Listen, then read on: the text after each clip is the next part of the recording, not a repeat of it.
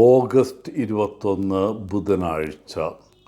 മത്തായി 20 1 മുതൽ 16 വരെ വാക്യങ്ങൾ. ഒരു ധനികൻ മരണാസന്നനായി കിടക്കുമ്പോൾ അവൻ്റെ മനസ്സ് മുഴുവൻ ഒരേ ഒരു കാര്യത്തിലായിരുന്നു: തൻ്റെ പണപ്പെട്ടിയിലിരിക്കുന്ന പണം.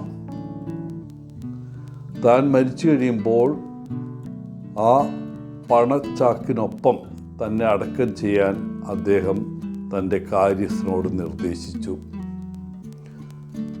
മരണശേഷം അവൻ സ്വർഗത്തിൽ ഒരു നീണ്ട മേശയിലെ മികച്ച ഭക്ഷണങ്ങൾ കൊണ്ട് നിറഞ്ഞ ആ മേശയുടെ അടുത്തിരിക്കുമ്പോൾ അവൻ ചോദിച്ചു, ആ സ്മോക്ഡ് സാൽമൺ സാൻഡ്വിച്ചിൻ്റെ വില എത്രയാണ്? 10 സെൻറ്റ് എന്നായിരുന്നു മറുപടി. പോർക്ക് റോസ്റ്റിൻ്റെ കാര്യമോ? അതും 10 സെൻറ്റ്. ഈ ചോക്ലേറ്റ് ഐസ്ക്രീം കേക്കിനോ? അതിനും 10 സെൻറ്റ്. അയാളൊന്ന് പുഞ്ചിരിച്ചു. ഏറ്റവും വില കുറഞ്ഞ, അതേസമയം ഏറ്റവും നല്ല സാധനങ്ങൾ, തീർച്ചയായിട്ടും ഇതാണ് ബെസ്റ്റ് പ്ലേസ്.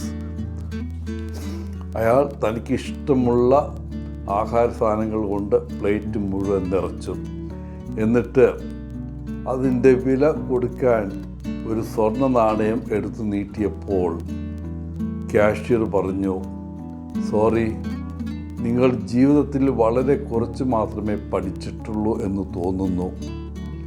നിങ്ങളുടെ ഈ പണം ഇവിടെ സ്വീകാര്യമല്ല. ഇവിടെ സ്വീകരിക്കുന്നത് ജീവിതകാലത്ത് നിങ്ങൾ ആർക്ക് എന്തു കൊടുത്തുവോ അതാണ്. ഇന്നത്തെ സുവിശേഷ ഭാഗത്ത് മുന്തിരിത്തോട്ടത്തിലെ ദിവസക്കൂലിക്കാരെ വേലക്കെടുക്കാൻ പുറപ്പെട്ട ഒരു ഭൂ ഉടമയുടെ ഉപമയാണ്. ദിവസത്തിൻ്റെ വിവിധ സമയങ്ങളിൽ അദ്ദേഹം തൊഴിലാളികളെ തേടിപ്പോയി അവർക്ക് ഒരു ദിവസത്തെ വേതനം നൽകാമെന്ന് സമ്മതിച്ച് തൻ്റെ മുന്തിരിത്തോട്ടത്തിലേക്ക് കൊണ്ടുവന്നു. ഏറ്റവും അവസാനം ജോലിക്കെത്തിയ തൊഴിലാളികൾ അന്ന് അവർക്ക് കൂലി കിട്ടിയപ്പോൾ ഒരു ദിവസത്തെ മുഴുവൻ കൂലി കിട്ടിയതിനെ ഓർത്ത് ആശ്ചര്യപ്പെട്ടു. എന്നാൽ ആദ്യം തൊഴിലിന് വന്ന തൊഴിലാളികൾക്കും മറ്റുള്ളവർക്ക് കിട്ടിയ കൂലി തന്നെ കിട്ടിയപ്പോൾ അവർ പ്രകോപിതരായി. ഈ ഉടമ അന്യായമായിട്ട് പെരുമാറുന്നു എന്ന് അവർ ആരോപിച്ചു. എന്നാൽ ഭൂ ഉടമ അവരോട് പറഞ്ഞു, ഞാൻ നിങ്ങളെ വഞ്ചിക്കുന്നില്ല. നിങ്ങൾ സമ്മതിച്ച കൂലിയാണ് ഞാൻ തരുന്നത്. മറ്റുള്ളവരോട് ഉദാരമനസ്കത കാണിക്കാൻ ഞാൻ തീരുമാനിച്ചാൽ അതിനുള്ള അവകാശം എനിക്കില്ലേ? യേശു ഈ ഉപമ അവസാനിപ്പിക്കുന്നത് അവസാനമുള്ളവർ മുമ്പന്മാരും ആദ്യമുള്ളവർ അവസാനവും ആയിരിക്കും എന്ന് പറഞ്ഞുകൊണ്ടാണ്. ഈ ഉപമയിൽ നിന്ന് പഠിക്കേണ്ട നിരവധി കാര്യങ്ങളുണ്ട്.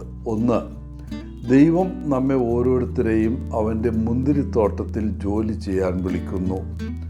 ഒരുപാട് കാര്യങ്ങൾ ചെയ്യാനുണ്ട്. നിങ്ങൾ അതിന് ലഭ്യമാണോ? 2, ആളുകൾ വെറുതെ ഇരിക്കുന്നത് ദൈവം ഇഷ്ടപ്പെടുന്നില്ല. ജോലിയെ വിലമതിക്കാൻ നമ്മൾ പഠിക്കണം. അതാണ് ദൈവത്തിൻ്റെ ആഗ്രഹം.